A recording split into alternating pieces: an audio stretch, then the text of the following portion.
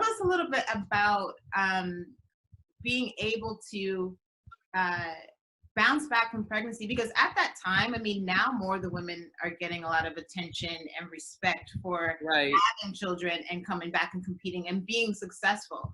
I mean, for example, yes, you know, Alison Felix, amazing. She had her child, but you know, she placed 5th, 6th at the championships. You know, you had 2 children for your first time, and you were right in the mix, you know, and running super fast. So tell us a little bit about that year.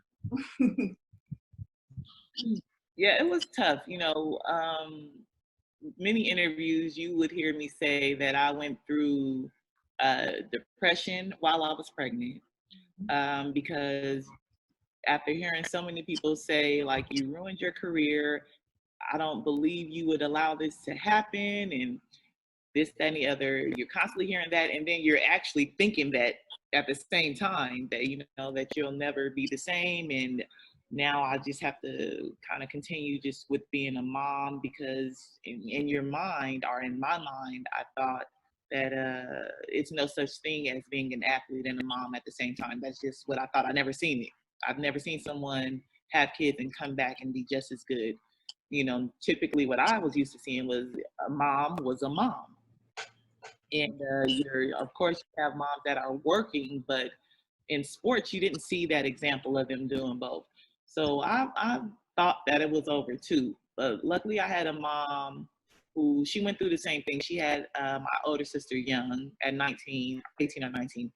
And she was explaining how she still came back and ran, and some of the obstacles that she had to struggle with. And she's like, trust me, it's going to feel like you're not going to be able to come back, but just one day it's going to happen and you're going to be back. Just trust me. So her saying that, it wasn't like I was like, okay, you know, it just was at the back of my head what she told me, and I had to take it day by day. But at first, it was just me getting over the fact that I was pregnant and kind of accepting that this is what I was going to do, because it was other thoughts, you know, about abortion and all that kind of stuff. And that was the first decision, like, to do or not to do.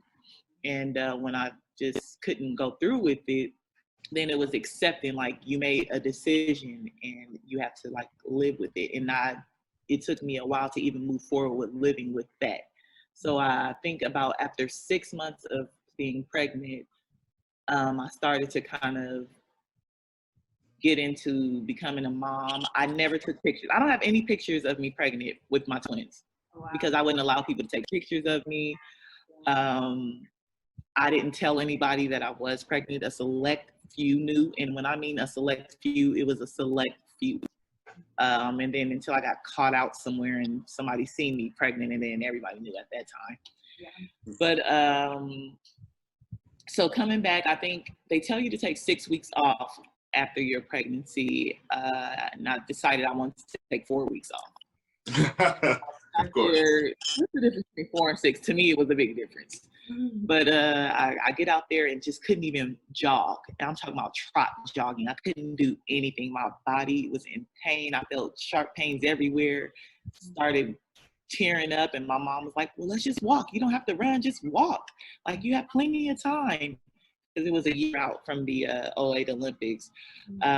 So I cut back and I said, okay, I'll just walk. I'll walk until I can jog.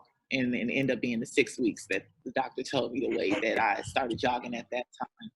Mm-hmm. But it was so hard to train, because I came back knowing what I used to be able to do. And I was nowhere near that coming back. So I had to, my mom stayed with me the first 2 months after I gave birth to the twins. So she was there.